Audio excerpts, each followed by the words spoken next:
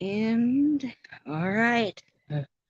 Hello, you delicious tots. Welcome back to another video of McDade Rants. So, as you saw in the description of this episode, and the title, the main thing we are going to be talking about is how video games are now just becoming interactive movies and how I think they should keep going. Now, also, there's two other things that need to be explained here. In one quick second, I need to check something.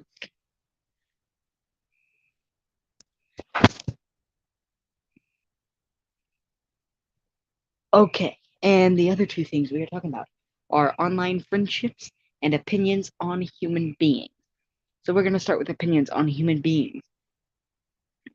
Now, everyone has their own opinions on something or someone, and it is very valid to have those opinions. It doesn't matter if they're negative or positive, you yourself are allowed to have them. One main problem with opinions, though, is if you are someone who can succumb to easy peer pressure or go with the popular vote, sometimes your opinion is not actually yours. It is one that you are backpedaling off of people close to you because they've never lied to you. As far as you know, they're the one person you can trust. However, sometimes one person's negative interaction with people may make them dislike them more, and they could actually be a great person. Or someone's positive interaction with someone could blind them to the fact that that person's an ignorant, person. And that's the nicest word I was gonna. Well, yeah, that's the nicest word I was gonna use there. But one thing is the fact that trying to think of the word preferences on things, opinions on people, opinions on things, movies, TV, doesn't matter. You, in my opinion, the first thing that you need to see before you make your opinion on something, interact with that thing. And then you can start discussing with people, and it might change your opinion. But if you look at people's opinions on that thing first before you view it or interact with it yourself, then you're just going to be blinded by them. It's like a rose colored glasses. It's like some sort of messed up nostalgia. But for example, if a person tells you that another person is bad and you should never talk to them, well, if it's one of your close friends or someone who you trust, you would normally just accept that and stay away from that person. But what happens when you are put into a corner with them? Well, that's the thing. When you're put into a corner with them and discuss with them, sometimes you may figure out that they're not as bad as they at first seemed. And this is something that happened to me. Um, and it's not going to turn into like a giant friendship or anything, but there was a certain person, not naming names just in case, and they had multiple people telling me bad things about them and that they weren't as good as they perceived to be. And so I listened to their opinions, and it was working out just fine. Well, then at a party, I met with that person, and we had a long discussion. And like I said, um, while there's not as much, while it's not going to turn into a friendship or anything too good, it is still you realize that they are not as bad as at first believed to be. And so it's also good to interact with new people, because if you stay with the people who tell you their opinions on things, then you're going to be with those people for the rest of your life. If you want to branch out and make new friends or acquaintances, then you need to start going on your own opinions and finding other things. So that's something I just found interesting. Like I said, don't see any friendship or any long-term thing coming out of it, but it's just nice to form your own opinions on things before instantly taking others. So, one second, I need a drink of my delicious Pepsi. Not sponsored, sadly. Excuse me. Pepsi is absolutely delicious. Um, but anyway, so our second discussion for today is, let me check my description. Sometimes I forget what I'm doing. Then again, I think that's just sort of a general old person thing. But Anyway, okay, online friendships. Here we go. This has to deal with the whole branching out thing. So, for the longest time, I refused to interact and make long-term friendships with people online because I thought it was useless. You're never going to meet them in real life, and there's absolutely no reason. But the entire thing is that for years and years and years, there was a like reluctance to make online friends or to interact with anyone online. Like for example, when I first got Discord, yes, that discussion platform. When I first got Discord, it seemed very at first it seemed stupid. It seemed like it could just be any other group chat with your friends because that's all I was in. I was just talking to my friends, nothing else came of it. However, soon I joined an online community based off a video game that we like, and I will explain that later when talking about my third point of this episode. But we had discussed the video game, and at first it just seemed like, oh, these people are just, they just share one thing with you. But as time went on, and so if you know me in real life, I am a bit of an extrovert, which I think is pretty. I think people might be able to tell that through my YouTube channels. I am an extrovert when it comes to being in school. I want to talk to everybody. I don't care who you are. I don't care if I hate you to the ends of the earth. If you are the only person in that room, I'm probably going to want to talk to you because I hate silence. Silence makes me very uncomfortable, and that's why I almost never stop talking. However, when I'm at home, I'm very introverted. And it's a weird thing because for years I've always just thought, man, I'm gonna hang out with my friends so much when I'm older. I'll have free time off of work. And when I reached middle school and now almost going into high school, I realized, yeah, maybe I don't want, to spend as much time as I thought I was going to when I was 9 with these people. Because I like the people I'm friends with, but I'd be lying if I had said that I didn't make an excuse or two one time when someone had asked if they could come over, which, I think everyone's done that. I think that's just sort of a middle school kind of thing. It's not that you hate the person, it's just that you want to sort of distance yourself and be alone. And like I said, well, not like I said, but like I'm saying right now, it really depends on the day whether I'm extroverted or introverted. I'm a bit of both. And I really hate the whole, oh my gosh, he's such an introvert, or oh my gosh, he's such an extrovert. People seem to think that you can be one or the other and not be both. And I sort of people who identify with that, I often get annoyed by on both sides of the spectrum when people say, "Hello, I'm so extroverted, like I need to be around everyone." I'm like, bro, no one cares that you're extroverted, and most of the time extroverted people are just using that extroversion to distract themselves from something they don't want to see. God dang, I got kind of poetic there. Good God. But then I also get equally annoyed when people are like, "Oh my gosh, I can't. I'm such an introvert." And I think the only reason you're an introvert is because you want it's not that you want attention, but you it's hard to explain without sounding rude, and I'm not trying to be rude towards either. I think if you're solely an extrovert, that's fine, and if you're solely an introvert, that's fine, but I'm just saying people who strictly identify as one or the other tend to get on some people's nerves because if you're one of them, why are you telling us? If you're an extrovert, you'd seem like you'd want to waste your time talking about more things, which I'm going to say that because I'm mainly an extrovert. And you just saying I'm an extrovert kind of wastes time. But as an introvert, you saying I'm an introvert, like you normally introverts want to say as little words as possible, so they end up saying. But like if you want people to not talk to you, then I just wouldn't respond back instead of just saying I'm an introvert, because then that also brings up the whole bullying aspect, because I know that introverts get bullied far more than extroverts do. Anyway, when I'm at home, I'm an introvert.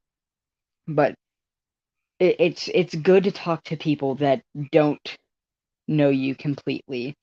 It's really good to discuss with people things that you have shared interests in, and it's very good to talk to people who you wouldn't have ever met in a different circumstance. Like 90% of the people I discussed with on that Discord server, I probably would have never even thought of speaking to if I saw them like sitting at a cafe or something on their computer. But just the fact that you have one shared interest can open up a new forum to you, and then when you interact with people in that forum, you can learn other people's interests too. You can make friends that will probably be friends for a while online, and you can make enemies that will probably hate your guts that will last a while. But either way, it's just one extreme or the other. But that's something I just found interesting. And before we get on today's main topic, I don't have a sponsor. Anyway, I'm gonna go ahead and cut my mic real quick because I need to do something.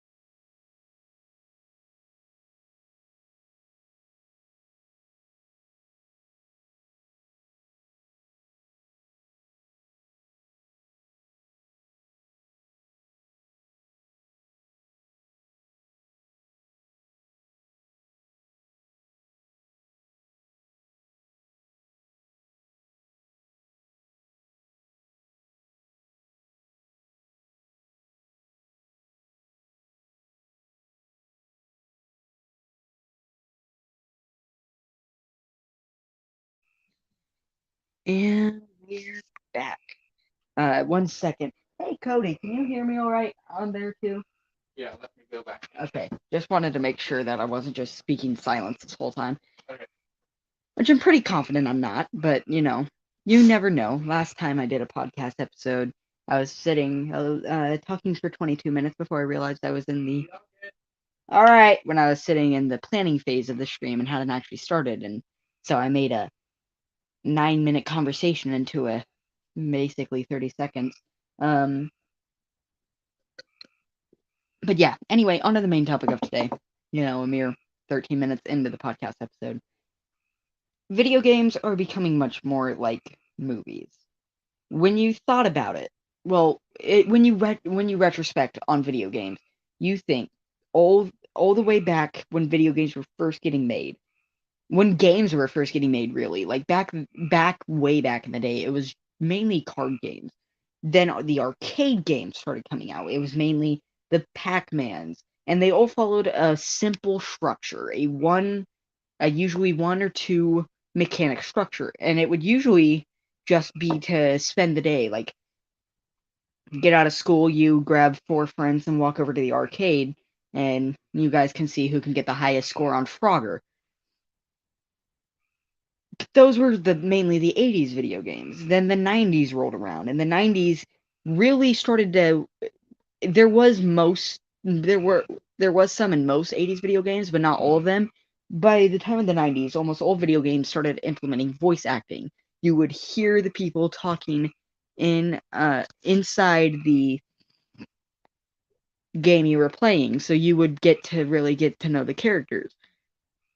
Like, I don't exactly know what a 90s video game is that does this. I don't know if Doom or Wolfenstein is 90s. One of them most likely is. But let's just say a character dies in one of those games. You're not going to be as emotionally attached because it's a 8-bit face unless you're maybe 9, I wouldn't see you crying at a 90s video game.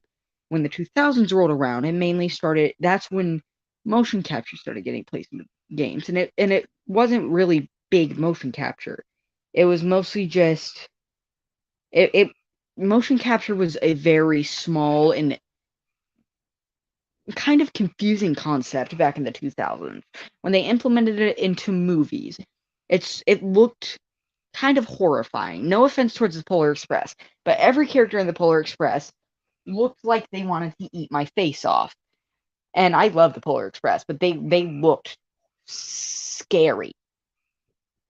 And like other movies, like Mars Needs Moms, which is an underrated one, really. And it has Seth Green in it, so, and I freaking love Seth Green. But that movie also had horrifying creatures known as humans. But when video games started implementing them, since it was a video game, they didn't have to get every detail on the person. It didn't track the person's every little tick. So it would just look like basically how kids see now. It just looks like video games. It doesn't look like humans. It doesn't look like animated. It just looks like a video game.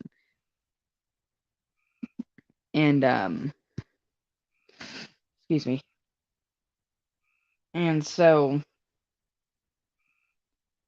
after the 2000s came the 2010s, and this is really when things started to pick up.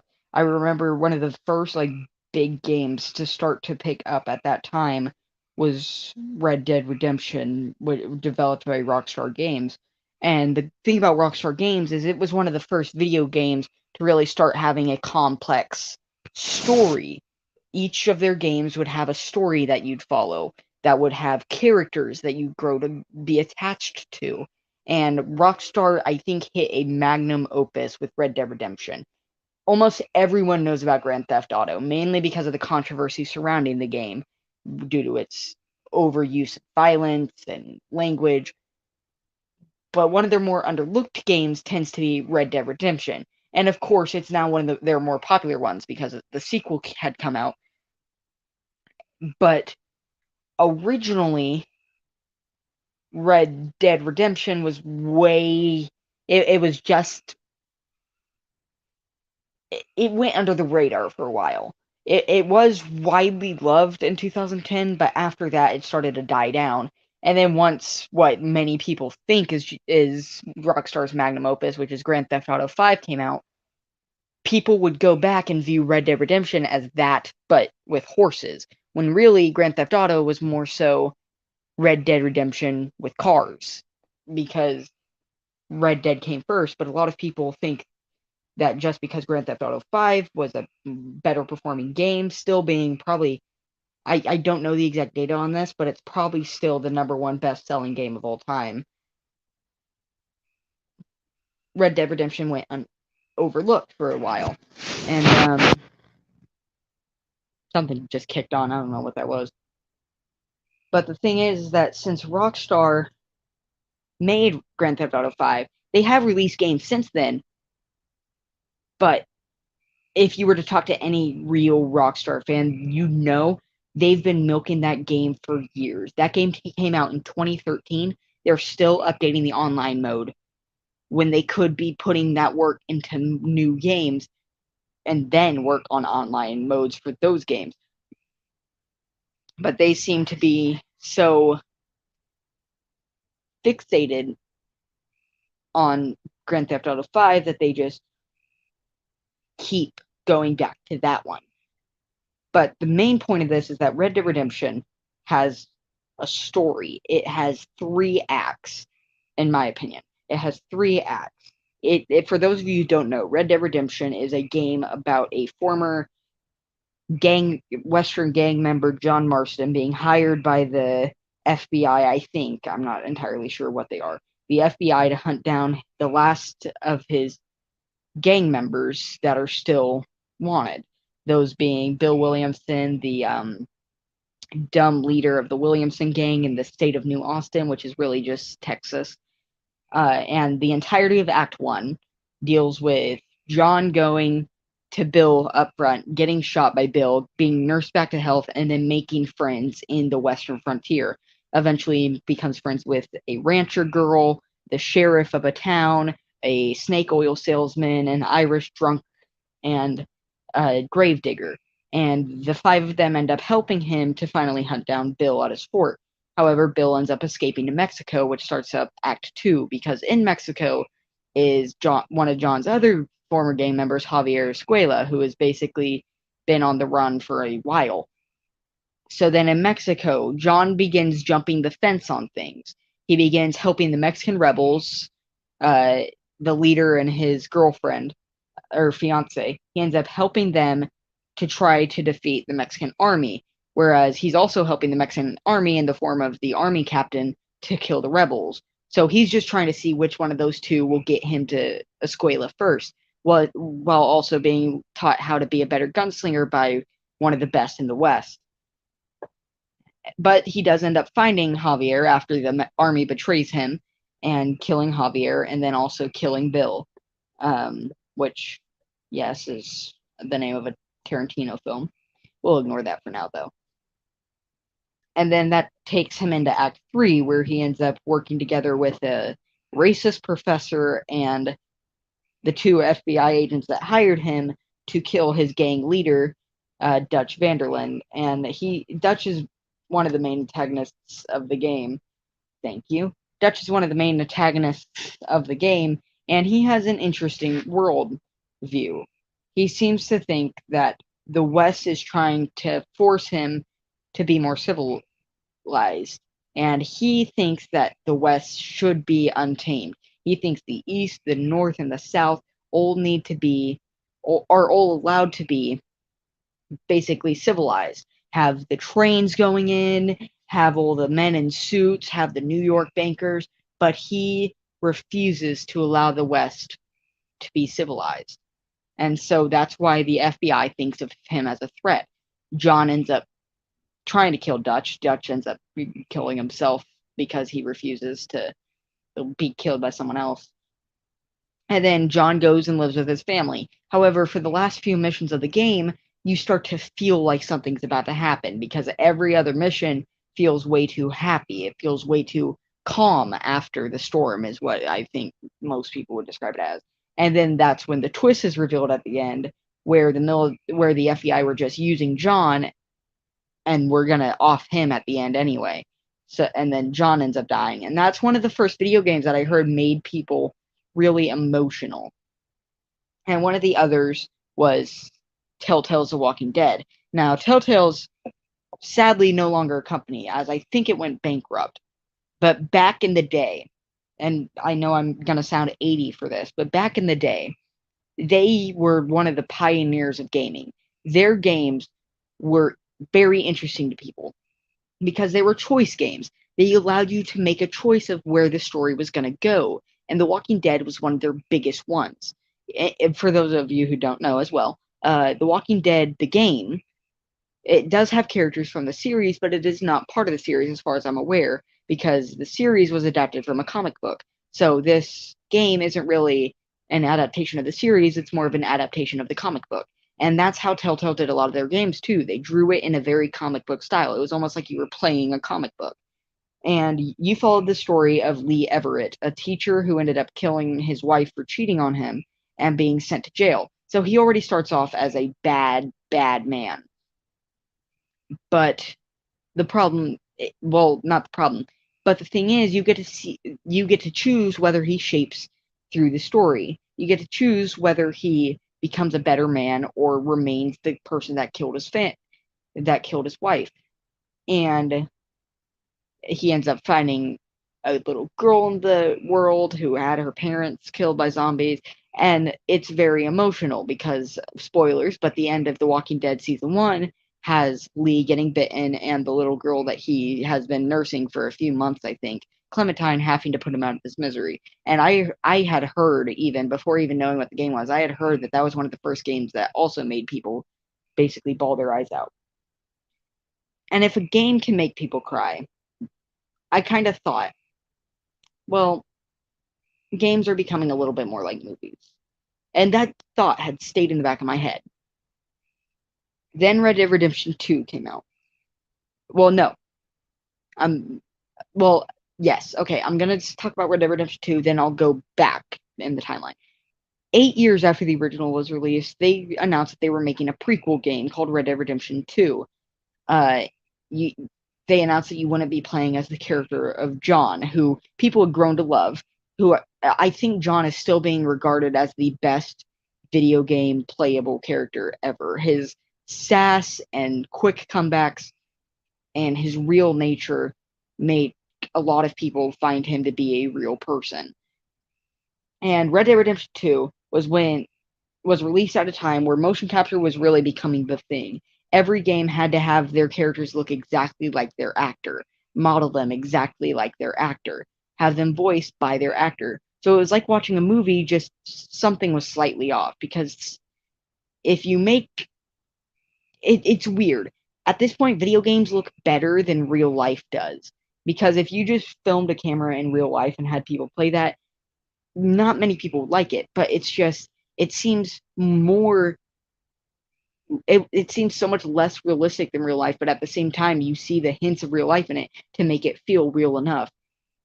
And people at first, when you start off the game, you play as Arthur Morgan, and it's a prequel because basically all the main characters were dead in the first one, and this one is set 12 years before the game and actually follows the gang itself, and you play as Arthur, the third in command to the gang. And at the beginning of the game, I grew up with the first one and played it nonstop, so I was obsessed with it. But me and many other people were like, we want to play as John. I don't want to play as this Arthur guy. I know nothing about him. And I'm gonna skip very far ahead into the story before describing it some more. But I think by the end, because they have epilogues in their games, so once you're finished playing the main game, then you get to do something else.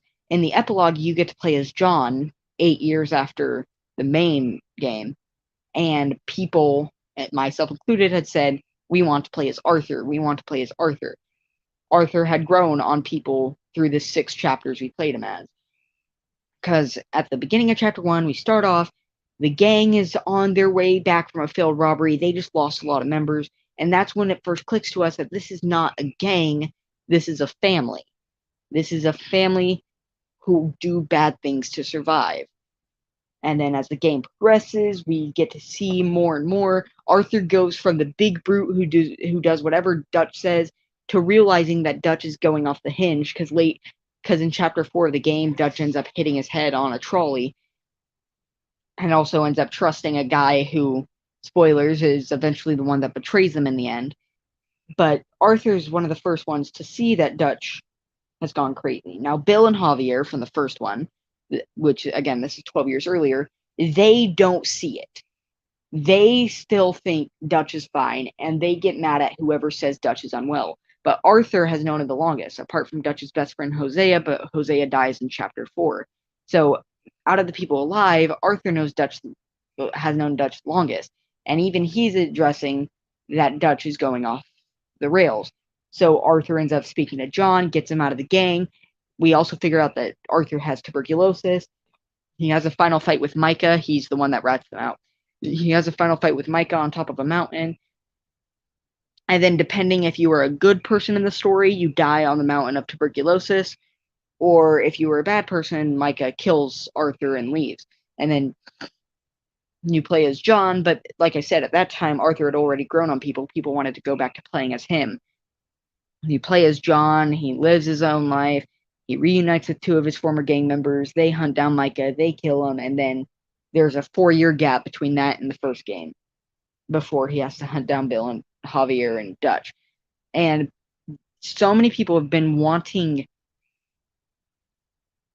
Red Dead Redemption 2 to be adapted into a movie and series. That's how much it grew on people. In fact, there's even talks of Henry Cavill, who, yes, is Superman's actor, wanting to make a live-action Red Dead Redemption, which hopefully does better than his live-action The Witcher, which is also based off a video game. But now we're going to go back in time to what I think is the biggest argument for why video games are becoming more like movies. Supermassive Games, which, by the way, that's the game studio that got me to meet people on Discord that I was talking about earlier. Supermassive Games made a game in 2014. It was called Until Dawn. It had an all-star cast. Well, mainly some of them were stars. It had a, but I'm just gonna say all-star because it's easier. It had an all-star cast, including Hayden Panettiere, kind of in between her hero show and a little bit fresh off of her appearance in Scream 4. It had Brett Dalton, who was doing his whole Agents of S.H.I.E.L.D. thing. It had Rami Malek, who I'm pretty sure was just finishing the third night at the museum at the time. It had Peter Stormare. I have no idea what he was doing. It had Peter Stormare. It was an all-star cast, and it was a horror game. And one of the biggest complaints about Telltale was, even though I said it's the choices you make affect how the story plays out, people started to realize as they released more games that was not the case. The game always ended the exact same way with the exact same characters. And people had started to call that out. Until Dawn is a different thing. Depending on the choice. And also, if you got a character, if you got one of the characters killed at a point in the story in Telltale, it would say game over and you'd have to restart from the nearest checkpoint. In Supermassive Games, and Until Dawn, it follows the story of 8 friends going up to a mountain resort after the disappearance of one of their friends, Hannah Washington, who they played a prank on, and then she disappeared out into the woods along with her sister Beth. Now, when they return to the mountain, things start to get freaky, and the characters all split up. 2 of the characters, Mike and Jess, they end up going to their own cabin to have an experience, and then Jess gets captured by something, and Mike chases her through the mines into a sanatorium, trying to find her. But the fun thing about this game, depending on the choices you make, if a character dies, it's no game over, restart from the nearest checkpoint. If a character dies, they're dead for the rest of the game until you finish the game and want to try again. So, for example, when Mike's looking for Jess, if you fail certain quick time events while running after her, Jess will die and she will be dead for the rest of the game. There's no game over. There's no trying to restart it, which there will be eventually in their games, but it wasn't yet. But that's Mike and Jess. And then Chris and Ashley, 2 of the other main characters, because there were 8 main characters. Chris and Ashley, they had a whole them trying to find out what happened to Hannah and Beth, and then they get captured by a psychopath, are forced to play twisted games, and then that was basically a rinse and repeat for those 2. And then there's Sam. Sam's like the final girl. She's the one played by Hayden Panettiere. She has her own whole story. She is mainly in a bath for most of Act 1, but she can outrun the killer or get captured by him. It's really, like I said, it's really up to the choices. And then there's Matt and Emily. They go out to the radio tower to see if there's anyone who can help, and they get attacked and fall into the mines. And Emily explores the mines and ends up finding out that Hannah and Beth didn't die. Well, Beth did, but Hannah hadn't died when she fell down a cliff years ago, and she had actually had to eat Beth to survive. And then Josh, who's played by Rami Malek, he's the last one. He's the brother of the girls that went missing. He ends up revealing himself as the guy who's making them play twisted games, and it was all a prank. But depending on your choices, Jess might be dead, but they think that he is unwell, and if Jess is dead, they'll think he killed Jess. And then that's when we figure out everything, because by the time of chapter 8, we get introduced to a character called the Psycho, or the Stranger, who's been watching them in the woods this whole time, and he ends up telling them the legend of the Wendigo, how if you cannibalize in these woods, you turn into one, and they're like cannibalistic creatures. And Hannah's a Wendigo. And then for the last 3 chapters of the game, the 8 characters no longer have to survive Josh's twisted games, which weren't even deadly, by the way. But now they just have to survive the monsters. And yes, Jess is killed by the monsters if she dies in chapter 4. 1 second. But it's one of my favorite games. And depending on your ending, you can have You can have everyone dead, you can have everyone alive, you can have 3 dead, 5 dead, 2 alive. Like it's up to your choices. And then they started to announce a new series. Starting in 2019, they announced the Dark Pictures anthology. It was going to be a series of 8 games, each way shorter than Until Dawn. Until Dawn's about 8 hours long. These games are about 3 to 5 hours long. But they follow a similar structure of the choices you make affect who lives and dies and makes it to the end. But this time it wasn't an all-star cast and a 10 chapter system with each chapter being like 30 minutes to an hour long. This time it was, and also it, instead of having an 8-person cast or main cast, this time it's always a 5-person cast. One of them's a big star, and it's usually 20 chapters, each about 5 to 15 minutes. So much shorter chapters, much less characters, much less A-list celebrities. So, for example, Man of Medan follows 5 characters, and I don't know if I'm pronouncing that right. Oh, and all of them are based off true stories, too. Man of Medan has 5 characters. They're all on a boat, they're on a dive trip, and then they end up getting taken over by pirates. Well, and by pirates, I mean not like Yarhar, get the treasure. I mean like, hey, we were driving on a speedboat, saw that your boat looked rich, we're gonna rob you guys now. And they all end up coming across a World War II freighter, and it's abandoned and supposedly haunted. So, like, the 5 characters, this time we have only one, like I said, one A-lister, and that's Conrad, and he's played by Shawn Ashmore, who 2000s people will know as Iceman from the X-Men, or Ice Boy, I guess. I don't think he's old enough to be Iceman until a future film.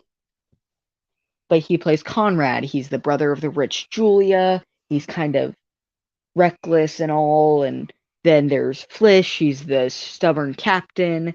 There's Julia. She's the stuck-up rich girl. There's her boyfriend, Alex. He's kind of the moody, insecure guy. And then there's Alex's little brother, Brad. He's the witty, kind of young one of the group. And they all end up going on the freighter. And then as time goes on, all 5 of them can die by Act 2. Conrad can die and that's another thing. The Until Dawn was split into 10 chapters, and there wasn't any distinguishable acts. But the Dark Pictures always have 3 acts. We have no idea. Well, each game depends on how long the act is. So, for example, Man of Medan's Act 1 has like 7 chapters, so that's like maybe 35 minutes to an hour. And then Act 2 has like, let's see, 7, 8, 9, 10, 11, 12, 13, 14, 15, 16, 17, 18. Has like, 9, 10, 15. Has like, it is an hour to it, 2 hours long. And then Act 3 is 19, 20, 21, 22, 23, 24, 25, 26. Is about as long as Act 1. And again, that depends if you have everyone alive at that point, too. But it's just like Until Dawn.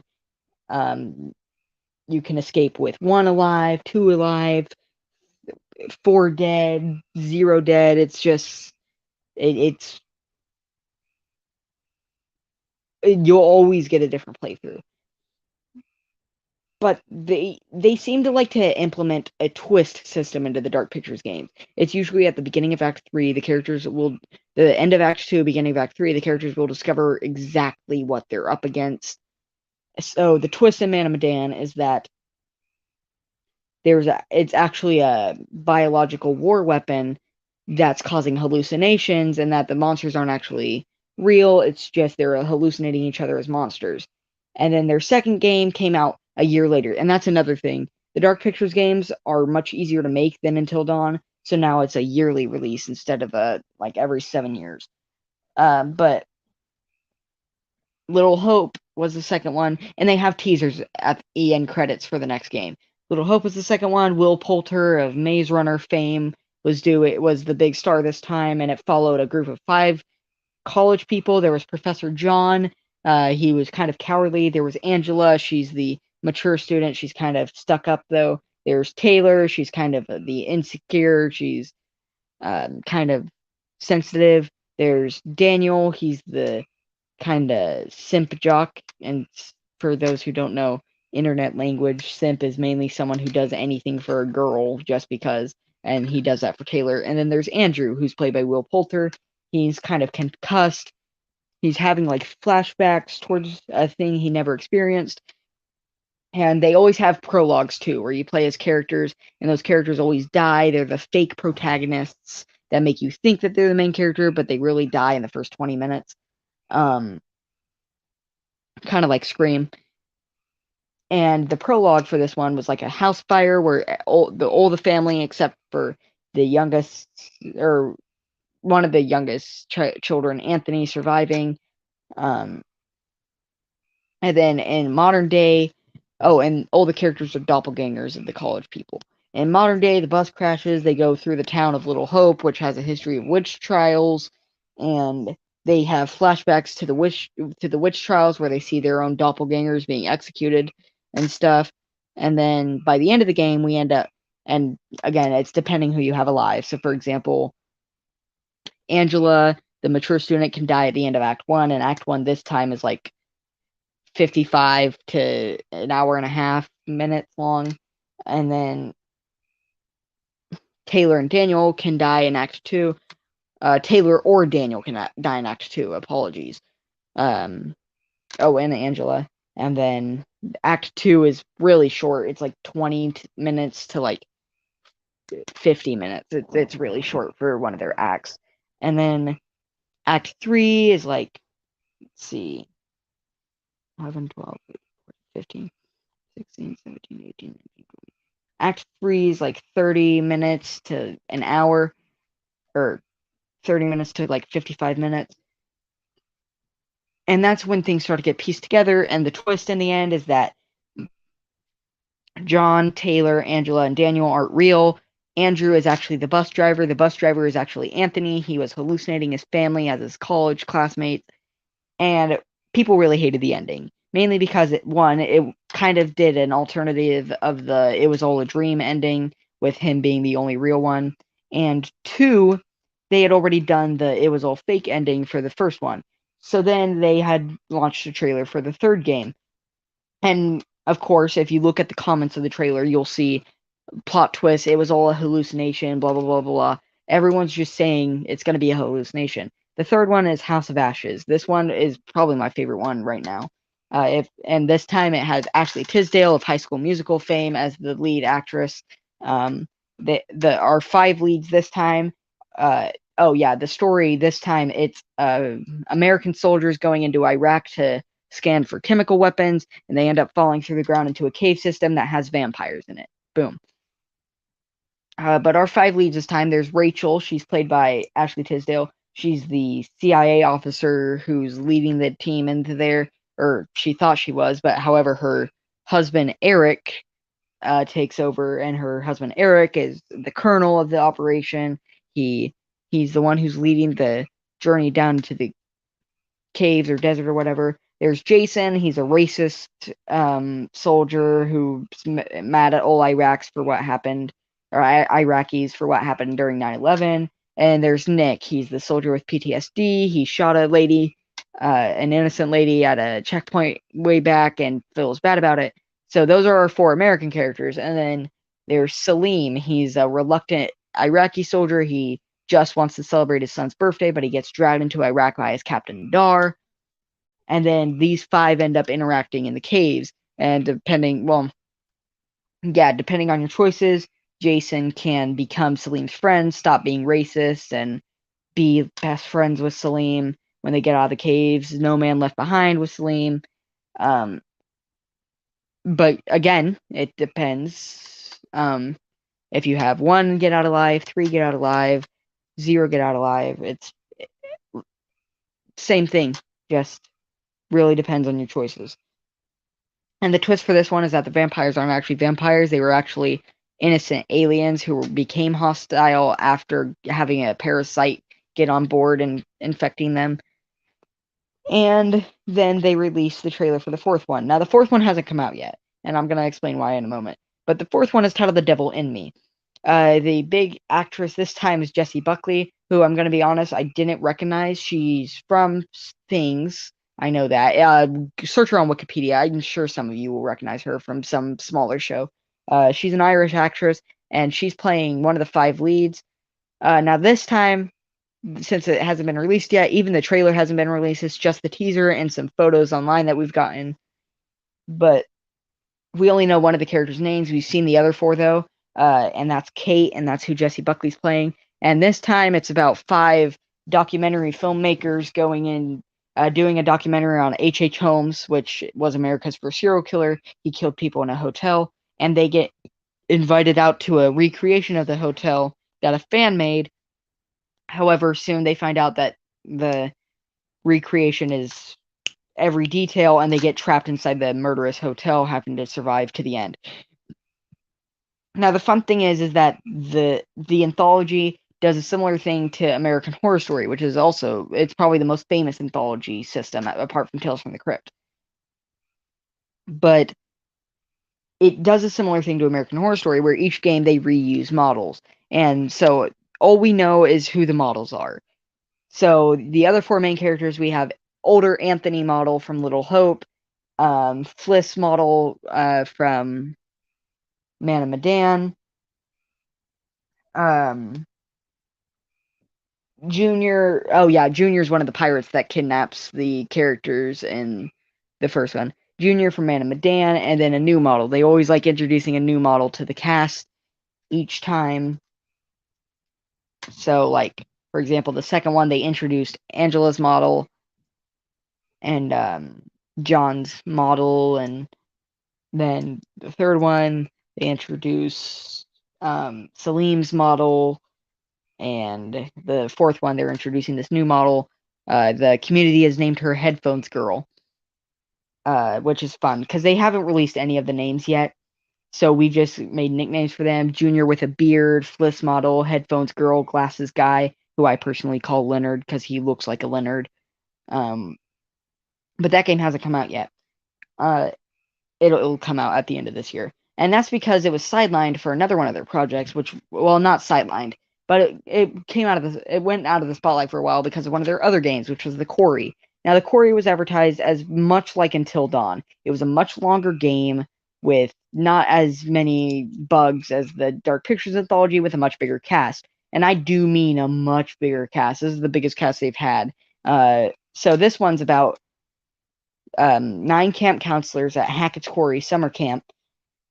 One of them, Jacob, he gets dumped by his girlfriend the day before summer ends, so he decides to sabotage the van so they have one more night there. However, that one more night there, they encounter murderous hillbillies, who aren't really murderous hillbillies. I'll describe that in a minute. And werewolves, and it just becomes miserable for them all because Jacob couldn't let it go. But this time, our all-star cast, Ariel Winter from Modern Family fame, plays Abigail. She's the artist of the cast. Skylar Gasondo from Santa Clarita Diet and Night Museum 3 plays Max. He's the witty boyfriend. He's one of the fake characters. This is the first game where the fake characters really like make it out of the intro and are playable later, because in the intro, the 2 fake characters this time, Laura and Max, are headed out to Hackett's Quarry summer camp a day before camp opens, and they get stopped by Sheriff Travis, and after they swerve to avoid something in the road, he tells them to go to the motel, but they don't. They instead go back to the camp, and then they get attacked by something and disappear. And we are supposed to think they're dead, but however, later in the game, we find out that Sheriff Travis just took them hostage. There's Brenda Song of Sweet Life of Zach and Cody fame plays Caitlin. I don't really know how to describe Caitlin, which is fine because most people don't. There's Ryan, played by Justice Smith of Detective Pikachu and Jurassic World, Fallen Kingdom fame. He's kind of the quiet loner who listens to podcasts. There's Dylan. He's played by Miles Robbins of Halloween fame, 2018 fame. He's kind of the gay radio announcement DJ PA guy, and there's much more cast members, but those are like the main big name ones. And then the side characters are really where the big names are at. There's Chris Hackett. He's the owner of Hackett's Quarry Summer Camp. He's played by David Arquette of Scream fame and wrestling fame, which I love.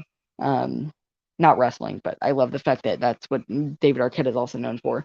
And then there's Sheriff Travis, played by Ted Raimi of Spider-Man and Evil Dead fame. There's Jedediah, an old man, one of the hunters, played by Lance Henriksen of Pumpkinhead and Alien fame.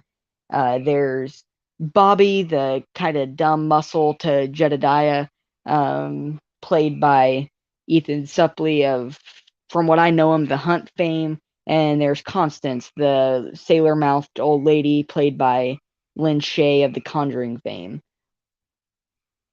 But then the real twist of this one, it's not really a twist, but it's the fact that David Arquette's a werewolf, and Lance Henriksen, Lynn Shay, Ethan Suplee, and Ted Raimi are his relatives, and they want to keep it a secret and want to hunt down the werewolf that bit him, because the rules are, if a werewolf bites you, then and you kill that werewolf, then you're cured. And so that's their story. Meanwhile, the counselors are trying to survive and think that the hillbilly family, the Hacketts, are chasing after them. Meanwhile, Laura escapes from Sheriff Travis, and Max was bitten by Mr. Hackett, so she wants to kill David Arquette so she can save her boyfriend. And it's just all over the place. And depending on your endings, it depends who lives, who dies. And this is one of the few games where you can actually save the side characters, because Until Dawn, the stranger dies no matter what, Hannah dies no matter what, Beth dies no matter what. In Man of Medan, you can save two of the fishermen, but one of them dies no matter what. Little Hope, none of the characters have an opportunity to die, so all the side characters can survive. You can save a little girl from being accused at the witch trials. And then in House of Ashes, this is probably the one that makes me upset the most, but the American Marines helping the characters, there's Joey, and Merwin. Merwin's kind of a racist, sexist guy who cracks jokes with Joey, who's really just like an innocent mama's boy, and I love Joey. And then there's Clarice. She is one of the coolest characters they've made. She kicks butt in the caves, but the problem with those three is that no matter the choices you make, those three die, and I'm so sad that they can't make it out to the end. And I think that's something that I like about the Quarry, is that it makes it where you can save the side characters too. You can save Sheriff Travis, you can save Constance, you can save Bobby, you can save Jedediah. I think the only one side character that you can't save, if you want to get all of your main characters out alive, is David Arquette. Because if you don't kill David Arquette, then Laura and Ryan, two of the main characters, die. So, yeah. And Max stays infected. But the Quarry did really good. And the Quarry seems like a very film experience. It seems like it's out of the 80s. And Supermassive is what mainly shows that games are becoming much more like movies than games. They are really just becoming interactive, long movies. In fact, it got to the point where the Quarry installed a system where you can say what the characters' personalities are going to be, click start, and boom, you don't have to touch the controller. You can just watch a 10-hour-long movie. It's insane. At this point, I'm just expecting in a few years for you to just be able to have the option in every game to play it or watch it. Well, not every game, but most games, or at least most of the choice-based games. And really, I think it should keep going. I want to see them get as close to real life, as close to movie as they can without becoming an actual film. Like, I don't want them to start filming live action cast, but I want them to start, like, the Quarry proves that if you pay enough, you can get big names into video games. So what's to stop in 3 years from you playing as Jake Gyllenhaal in a video game? Like, what's to stop What's to stop Tom Holland from having a cameo appearance in a video game? What's to stop Kurt Russell from being in a Thing video game, which has been circling around recently? What's to stop them from getting the um what's to stop them from getting some of the actors from Texas Chainsaw for the new Texas Chainsaw game that's coming out this year? Like, in a few years, video games and movies are going to be indistinguishable, apart from the fact that one you will need a controller for, and I'm for it. So yeah. Anyway, so make sure to drop a like and subscribe, and I really do hope that you guys enjoyed this episode of McDade Rants. I honestly can't tell you when the next episode's going to be, but I really hope you enjoyed this episode. And goodbye, you. Let's just take a talk. See you in the next video. Bye bye.